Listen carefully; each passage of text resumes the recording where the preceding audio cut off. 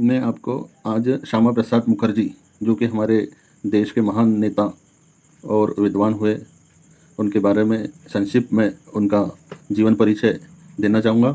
जिनका जन्म 6 जुलाई 1901 को कलकत्ता में एक अत्यंत प्रतिष्ठित और संभ्रांत परिवार में उनका जन्म हुआ। पिता सर आशुतोष मुखर्जी बहुमुखी प्रतिभा के धनी थे और शिक्षाविद भी थे। इसलिए श्यामा प्रसाद मुखर्जी बचपन से ही बहुत प्रवीण और प्रखर बुद्धि के बालक रहे। डॉक्टर मुखर्जी ने 1917 में मैट्रिक किया तथा 1921 में बीए की उपाधि प्राप्त की और बंगाल में सबसे कम उम्र के वाइस चांसलर भी रहे। श्यामा प्रसाद मुखर्जी प्रथम नेहरू मंत्रिमंडल में वाणिज्य एवं उद्योग मंत्री रहे। जो हम देश की आज़ादी के बाद उद्योगों का विकास प्रमुखता से देखते हैं, इसका श्रेय यदि किसी को जाता है तो श्यामा प्रसाद मुखर्जी को जाता है। लेकिन नेहरू मंत्रिमंडल में रहते हुए उस समय के जो प्रधानमंत्री पंडित जवाहरलाल नेहरू जी से उनकी कई बातों में मत भिन्नता रहती थी। इसी के तहत पाकिस्तान के प्रधानमंत्री लियाकत अली खान के साथ 1950 को दिल्ली समझौता हुआ। इसके लिए भी श्यामा प्रसाद मुखर्जी ने असहमति जताई और उन्होंने 8 अप्रैल 1950 को मंत्रिमंडल से इस्तीफा दे दिया। उनको देश से प्यार था, इसलिए वो बहुसंख्यक समाज को इस समझौते के तहत होने वाले नुकसान की ओर नहीं ले जाना चाहते थे।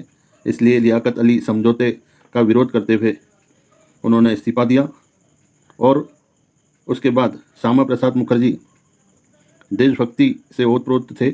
इसलिए उन्होंने राष्ट्रीय स्वयंसेवक संघ के द्वितीय सरसंघ चालक परम पूजनीय गुरुजी से मिलकर अपना मंतव्य, अपनी बात बताई। इस पर उन्होंने गुरुजी से सहयोग मांगा और परम पूजनीय गुरुजी ने अपने राष्ट्रीय स्वयंसेवक संघ के कुछ स्वयंसेवक जैसे पंडित दीनदयाल उपाध्याय, ऐसे कई व्यक्तियों को उनके साथ जनसंघ की स्थापना के लिए भेजा और 21 अक्टूबर 1951 को दिल्ली में जनसंघ की स्थापना हुई।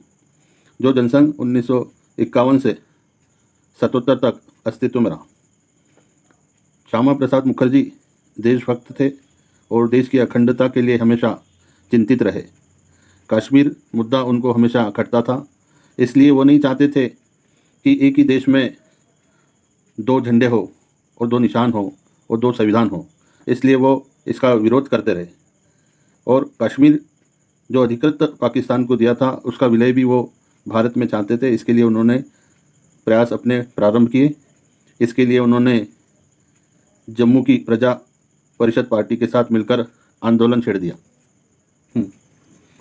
जम्मू कश्मीर के आंदोलन में उन्होंने अपने साथ अटल बिहारी वाजपेयी, तत्कालीन विदेश मंत्री डॉक्टर रमन, वैद्य गुरुदत्त और टेकचंद आदि को अपने साथ में लेकर 8 मई 1953 को जम्मू के लिए कूच किया और अनेक कार्यकर्ता और राष्ट्रभक्त उनके साथ हो लिए।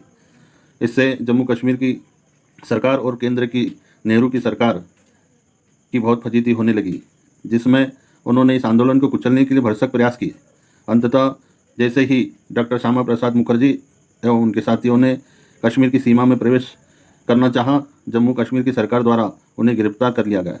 डॉक्टर मुखर्जी को 40 दिनों तक कश्मीर की जेल में रखा गया एवं कई प्रकार की यातनाएं उनको दी गई, जिससे उनका स्वास्थ्य बहुत बिगड़ने लगा एवं उनकी 23 जून 1953 को जेल में ही रहस्यमयी ढंग से उनकी मृत्यु हो गई।